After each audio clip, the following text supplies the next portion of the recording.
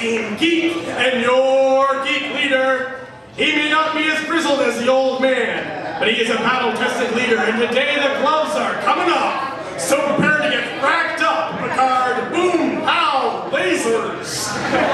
It's your friendly neighborhood casting director, Keegan, number 7, Click Parker.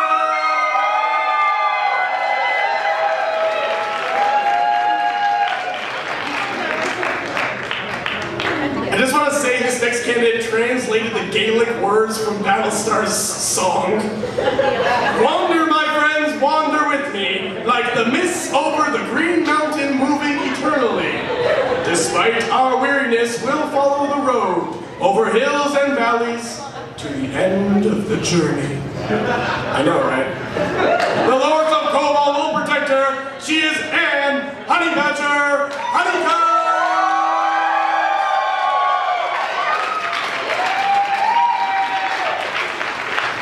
This shipmate of the USS Vancouver Gamers Forum wants you to know she won't take any guff from anyone. Just hand her the frackin' bottle and let her debate in peace, gods damn it!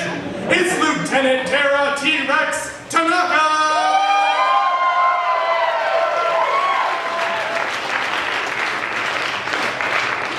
And for Picard, Team Nerd and your nerd herder, he just finished a 7-year mission to explore new places and meet new people. Hi, it's Brent Harosi!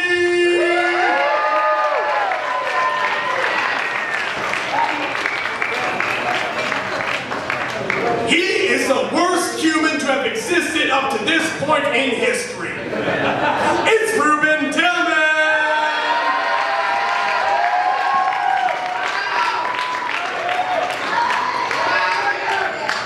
He also enjoys Star Trek. What makes a captain great? Is it a British accent? A charming but stern demeanor? Nope, it's a vaguely French last name. Here to prove that point, it's Zach Picard!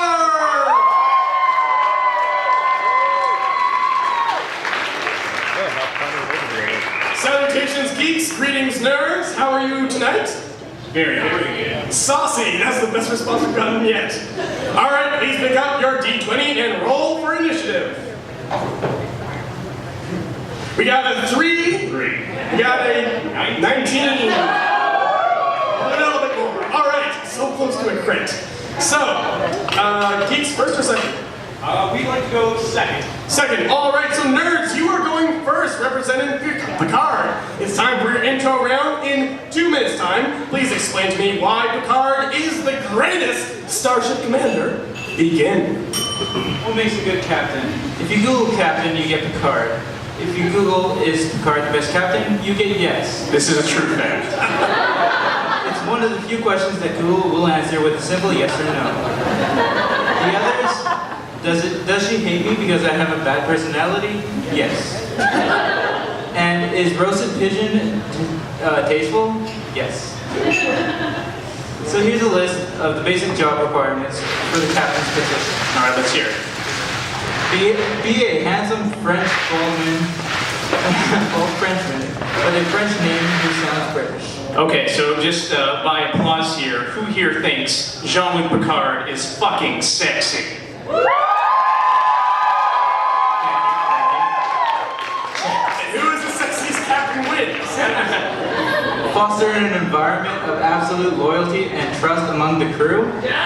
Yeah, okay, so let's see. Who does he have who is following him? He has an absolute alpha male in Riker, totally behind Picard.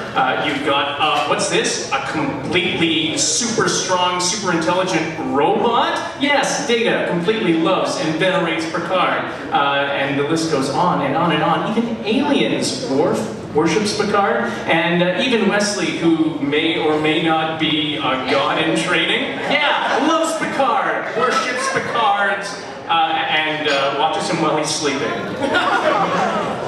The ability to quote Shakespeare at the drop of a hat. That's sexy. Oh, don't you mean the drop of every lady's panties? 1 minute. Be responsible for the lives of people under your command and don't beat yourself up when people die. That is Picard to a T. Need to explore the galaxy? Picard's your guy. He understands that the universe is filled with mostly harmless species who are more like humans than anyone thinks. Plus the Borg. Oh, and Q.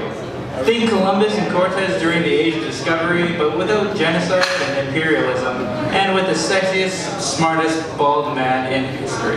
If Picard stood in front of you and said, "Come with me," you would look him in the eyes and say, "Make it so." All right, let's hear it for the nerds.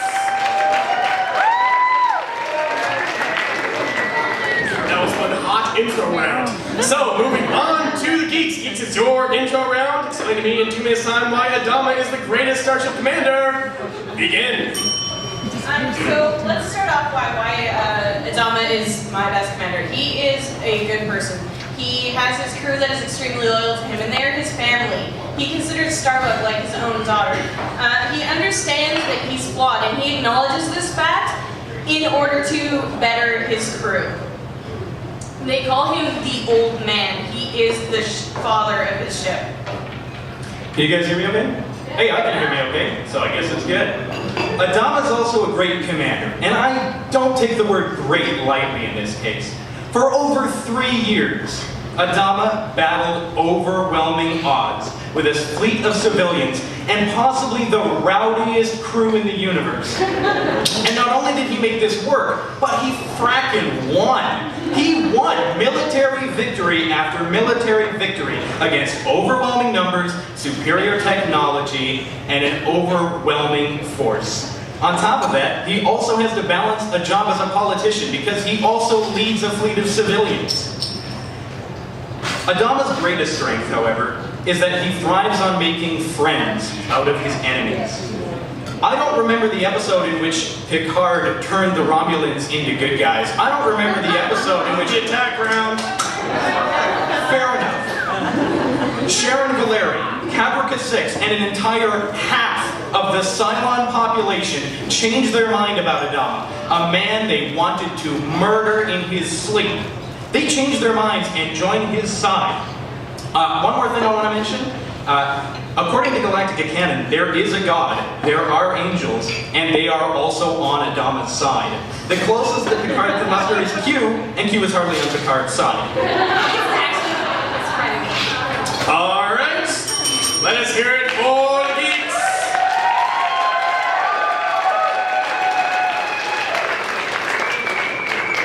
All right, guys, great intros. It is time now for the attack round, but before we do, we are going to hand out the rebuttal tokens. The rebuttal tokens can be handed in to me at any point to instantly rebuttal something the other team has said.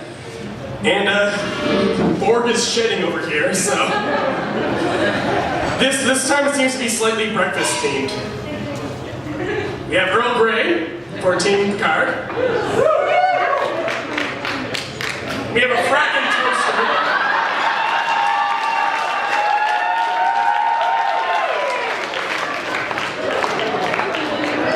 And like a lot of shit on the Battlestar, it doesn't work. I'm glad you went with a small toaster. Yeah. You know, we thought, why go moderate for our rebuttal token we'll use one time? Anyway, it is time for the attack round, starting with the nerds. Explain to me in 2 minutes' time why Adama is not the greatest Starship commander. Please begin.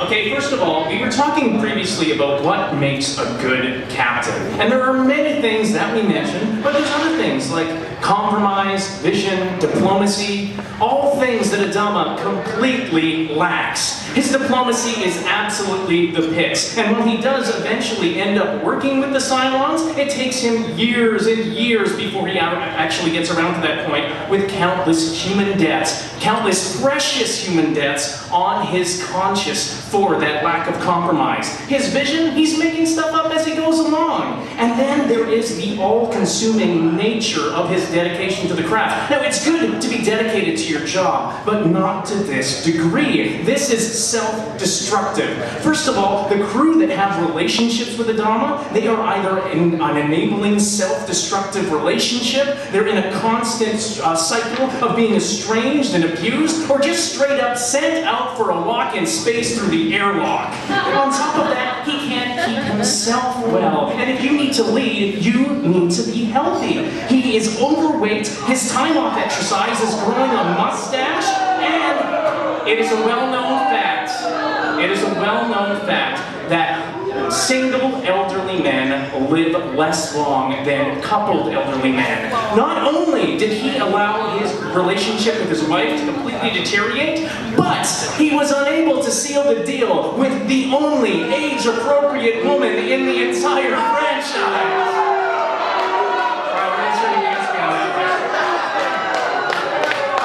We got some Rosalind Thank you. Now, another thing that needs to be pointed out here is that all-consuming nature takes him to the point of a brink. And this is something that happens to Picard as well. But when Picard was consumed with grief and fear, he had his moment, he allowed it to wash over him, and then he got back to his job. Adama almost put a bullet in his own head and had to be talked down by his alcoholic Cylon best friend. Yes, Adama is the man you choose when the chips are down and, oh yeah, every single other person is dead. All right, let's hear it for the nerds.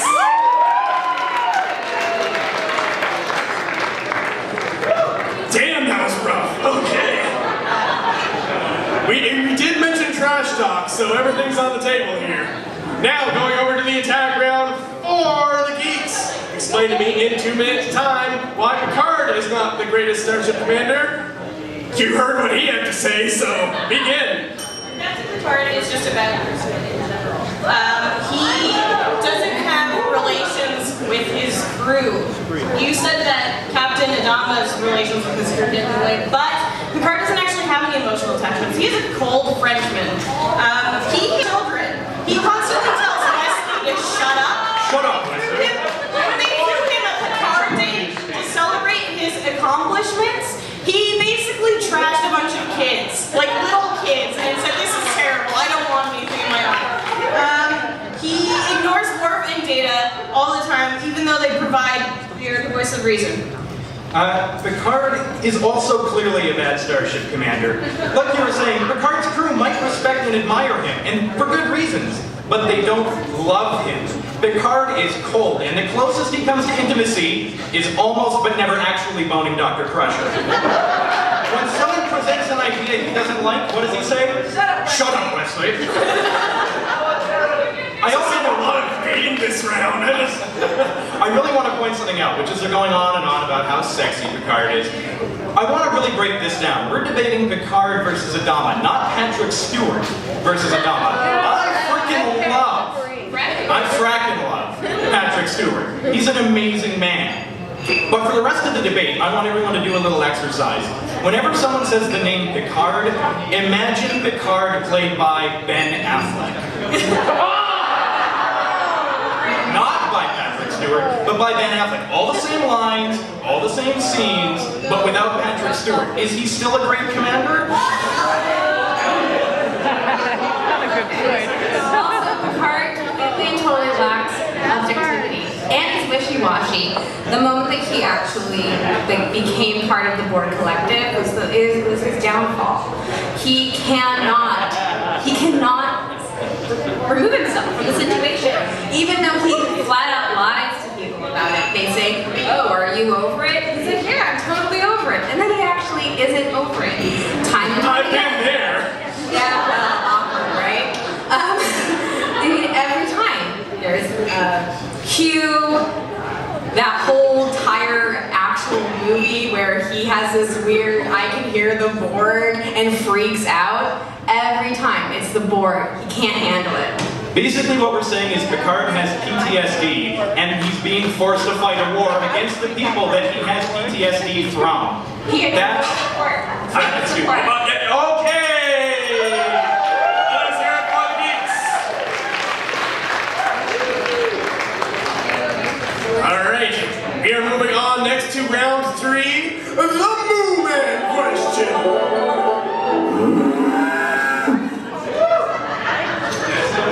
That sound is working now. Alright, so the Moomin question is questions chosen specifically for each debate by myself. Tonight's Mooman question is, to be the greatest starship commander, one must be familiar with the tactics of others. Take a scenario that your opponent's candidate has dealt with and explain how your candidate would better take command of the situation. Alright, so some role reversal, role play going on here. Open up a little communique. So starting off with the nerds. Explain to me how Picard would better command the Galactica. Begin. Okay, so there's this time, just so everyone remembers, right after the human race is almost completely destroyed, when Adama lies to all the remaining humans and says there's an Earth somewhere and I know where it is and this is awesome. So it was a lie, and that lie eats him up like a worm around an apple.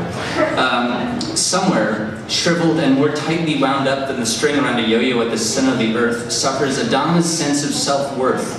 It spends its days passively avoiding any and all reflective surfaces lest it catch a glimpse of its pitiable self and descend ever more irretrievably into the chaotic abyss it created of itself. The monumentally brilliant 18th century German philosopher Immanuel Kant said, "By a lie, a man annihilates his dignity as a man." Hence the miserable ball of pain inside Adama, for he lied to that lie I mentioned earlier and his soul died that day. Later, when he discovers Earth to be a nuclear wasteland that was probably inhabited by Cylons, Adama's conscience catches up with him. He dissolves what's left of his better nature in booze and bumbling anger into the only thing keeping him from suicide is his own cowardice.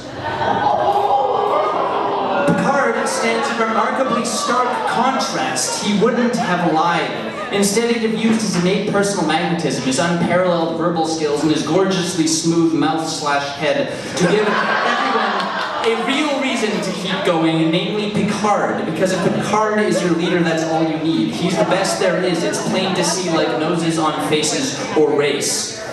Oh, and Picard wouldn't have staged a coup, wouldn't have angered enough of the remaining humans to the point where even his own son didn't believe in him, wouldn't have believed correctly or not that he caused the near extinction of his own species, and yes, Adama does believe that he probably caused the near extinction of his own species. In conclusion, in the beginning, there was nothing. Then Picard said, "Make it so," and there was a perfectly steeped cup of Earl Grey hot.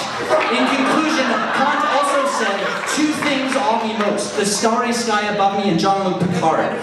QED. Picard would know what that means.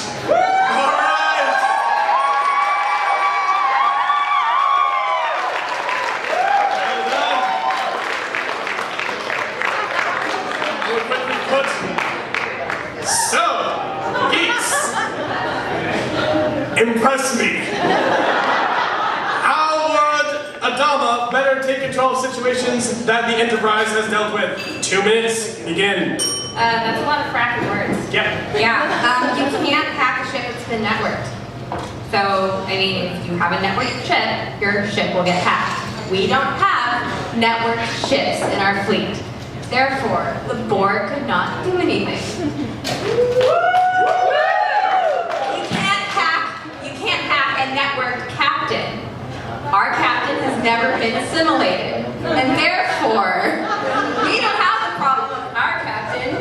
Oh, I was gonna let her finish. Alright, so we have a rebuttal token being turned in. What point do you care rebuttal? I'm sorry, what about not having a networked ship means that you'll be that you'll have defenses against laser beams? 10 meters of steel. And transporters? There's no shields on the Battlestar. The Borg just beam aboard and assimilate everyone. Alright, let's continue on the Geeks. Anyway, you can't hack the network. Oh, and hey, it's a little flaccid. I hear that! Yeah, so here's the deal. We have a tank in space filled with lots and lots and lots of people who quite literally can wield melee weapons.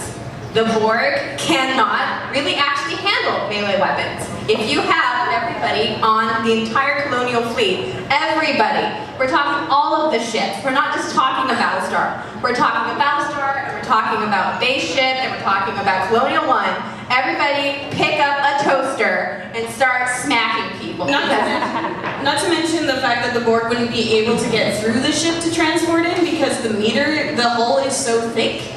They have been proven time and time again that their transporters cannot make it through, you know, like a concrete wall or something shifting slightly. So, you know, I don't think a 10-meter fucking solid steel hull is going to be a problem. 30 seconds.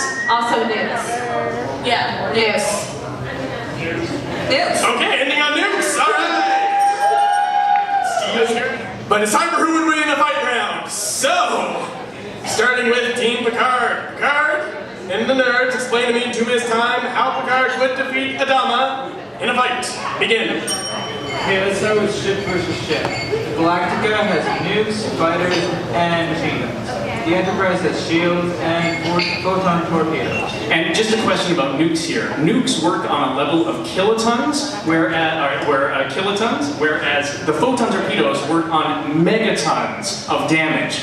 That is a factor of difference that the Enterprise can withstand, whereas a single nuke will fuck up Galactica's shit. Yeah, basically one nuke is 1/50th of the power of a photon torpedo. Enterprise's shields can handle many photon torpedoes, so they can handle many nukes as well. Galactica has no shields and can't survive one volley from the Enterprise. Now then we want to look at the crews. Now true, Adama has a team of highly trained Marines that could give a good fight against the fighting prowess of Worf, the nigh invincible body of Data, or the tactical mind of Riker, until O'Brien transports them all into the vacuum of space. Or, failing that, Geordi says technobabble until Picard wins via science magic.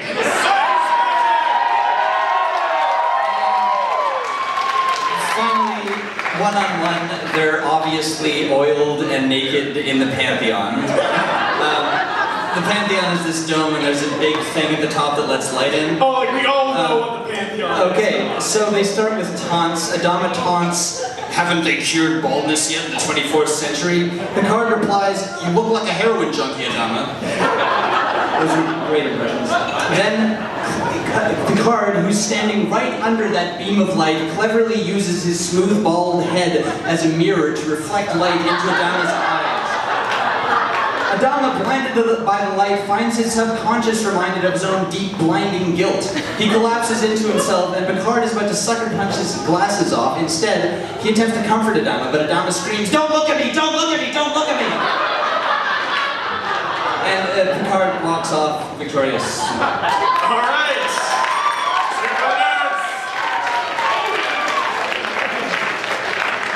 Thanks for a call back to science magic. Science magic. The all-purpose, I don't know what else to use card. Tachyons and deflectors. Yeah. Invert that shit. All right. So it is time for who to win the fight with Team Geeks. Explain to me how Adama would beat the ever-loving crap out of Picard. Please begin. Well, we're going to get to that in a second, but I want to point out that Adama's greatest strength, like I said before, lies in his friends, his crew, which are his family. So before we do Adama versus Picard, I'm going to do Starbuck versus Worf. Here's the scenario. Starbuck and Worf meet in a corridor. Starbuck smoking a cigar, pounding back a bottle of ambrosia, and carrying her sidearm, probably following a hilarious game of Toron roulette. Worf is looking unimpressed, pounding back his feelings of terror at having to face a woman, and armed with a ceremonial bat. Who knows why? It's cool. Starbuck makes some joke about Worf's face looking like a fanny, and he gets riled up. There is no honor in hitting a woman. Yeah, right. Like you could even hit Starbuck. Here's the thing. Worf swings the bat left like some wild animal. Starbuck pulls out her handgun and takes a few drunken shots, missing every time. Worf knocks the gun from her hands, and she smashes him over the head with the bottle of ambrosia. He drops the bat left. They punch each other a little bit until Worf gets tired. He's used to Star Trek fighting, with stupid-looking flips, pull punches, and spandex. And girls. Starbuck's drunk, not feeling a thing, and has a thing for beating up on tough guys. Starbuck trips Worf, and he tumbles headfirst into an airlock. Starbuck seals the door and sends Worf on a one-way trip back to Kronos. And if we're going to talk about first mates, Picard, Ty is a honey badger. He takes what he wants, and what's going to happen is he's going to be drunk, and he's going to beat the crap out of Riker, and Riker is not going to be able to high step over chairs enough, fast enough to get away from him. He's gonna beat the stupid beard off of Riker. Okay, so Adama versus Picard. There's a reason there are weight classes in fighting. Adama is a fracking heavyweight. Picard is a lightweight. He's a French duke, eating fine cheeses and drinking wine in a hammock whilst reading Shakespeare. Adama can beat the hell out of a Cylon with his bare hands. I'm pretty sure that Picard isn't going to be able to stand an Earl Grey tea's chance in hell with Adama. All right. Let's hear it for the Geeks.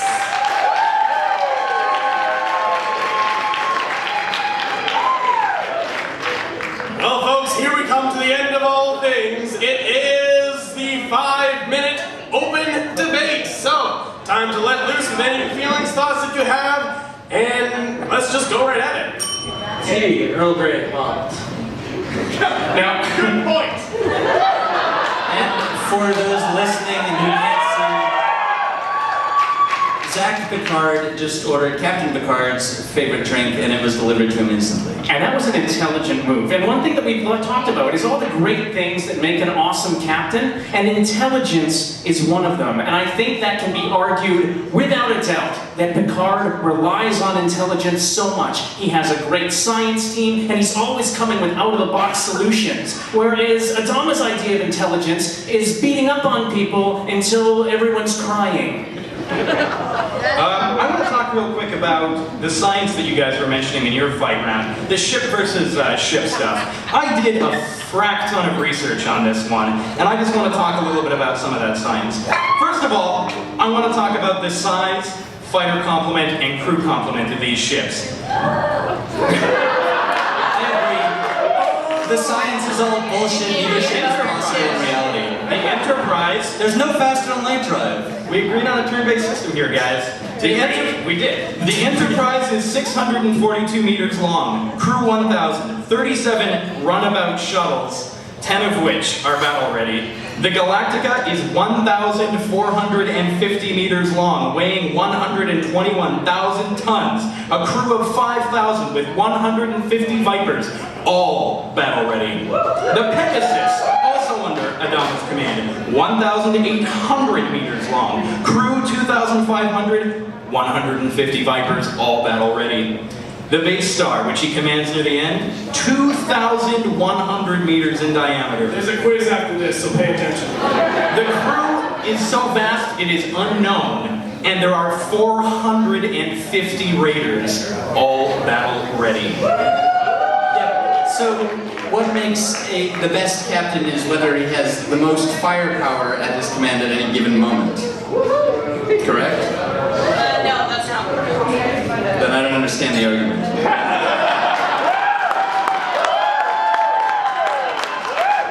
By the way, your arguments, let's see, Picard's a bad person, Obama's a good person, Picard doesn't have good... Have you seen a second of Picard? None of these things relate to anything in reality. Give me some examples of when Picard's a bad person. Go. Shut up, Wesley! Shut up, Wesley! I think everyone here agrees with shut up, Wesley.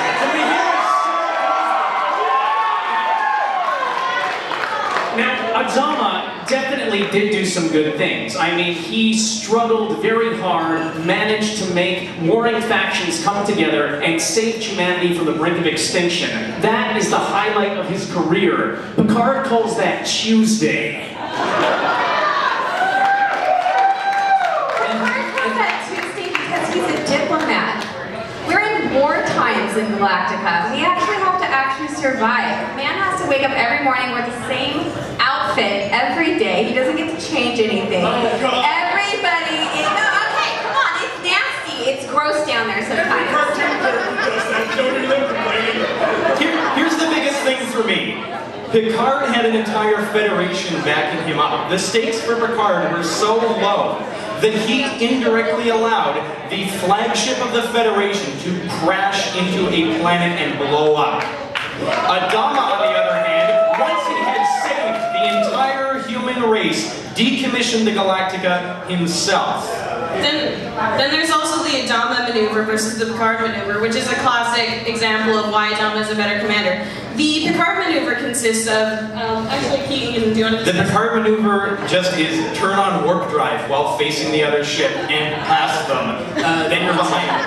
Which Data actually debunked it. Then there was the Adama maneuver, which involves basically hurtling into the orbit of a planet, using your FTL to get into the orbit of the planet and dropping the Vipers out to bomb the shit out of everything, and then getting the frack out. Okay, the Picard maneuver is none of those things. Zach, will you demonstrate the Picard maneuver, please?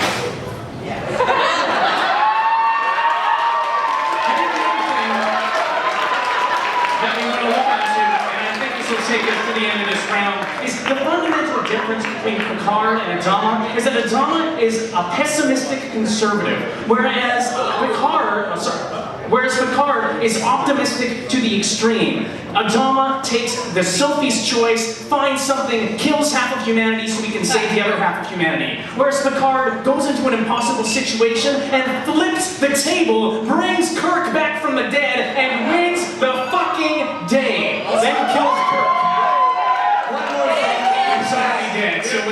Okay, one more thing, which is a point of contention. You mentioned earlier, Keegan, that show me the episode where Picard makes the Romulans likable. He made the Romulans likable. That's not what I said. I don't care. You said something similar. There's numerous episodes. There's one episode, it doesn't matter, there are episodes. They go into Romulan space and the Romulans seem cool. You're wrong. Okay, I want to quote something you said earlier. You guys said that if you Google Picard is a good captain, the answer is yes. The answer is actually an article titled, I Admit It, Kirk is Better Than Picard.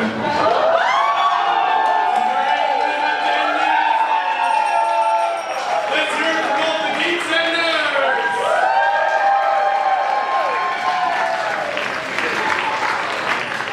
Alright, this is going good. It is almost time to crown our victor, but first we have final words from each of the candidates. In interest of fairness, we will switch the order at this point. So, Geeks, you will go first with your final word about Adama. In the end, Adama's primary strength comes from the fact that his crew is his family, literally and figuratively. He's a real human being with human connections to his crew and his fleet. And we all know that blood runs thicker than Earl Grey hot. So say we all. All right. Just keep going. Yeah. And now for final words with the nerds and Picard. Picard is the ultimate diplomat and the ultimate intelligent man in difficult situations. He's so intelligent that, oh, not even a Borg anymore! That wasn't supposed to be possible! And Picard takes his duty seriously. He says, duty. A starship's captain's life is filled with solemn duty. He has commanded men in battle. He has negotiated peace treaties between implacable enemies. Unlike Adama, who almost eats a bullet rather than face the situation he has put himself in. All right. Just to be clear, there's no place like the Enterprise for families and for everyone there. Everyone feels like they're part of a family. Just to sort of be clear that your entire argument is completely wrong. Okay, Just to be clear. that's slow. Hey, let's hear it for the nerds!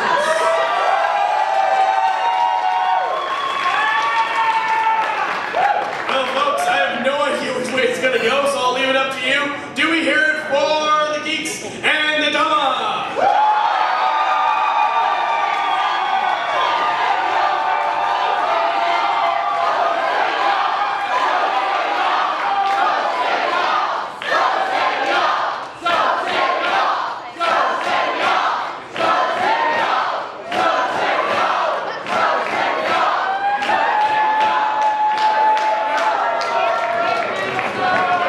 Okay.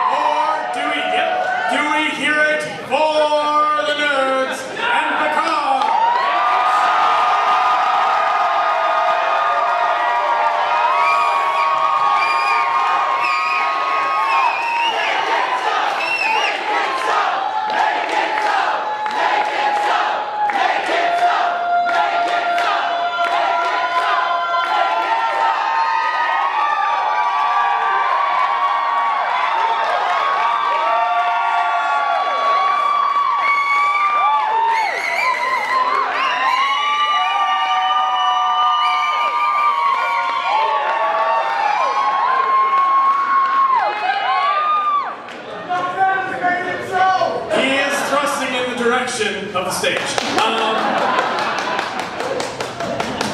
I'm sorry, guys. I'm gonna have to do a recount. Recount. So, do we hear it for the Geeks and Adama?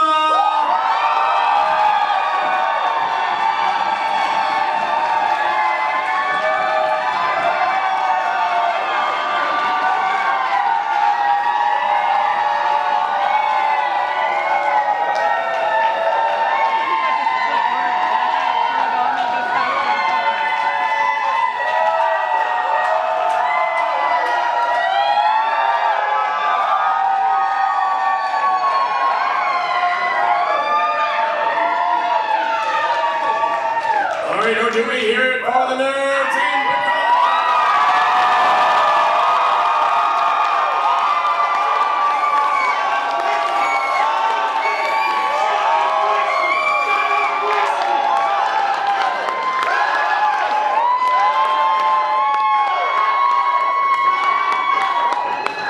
As the Lord High Moon Man, I hereby decree that the greatest starship commander is Jean-Luc.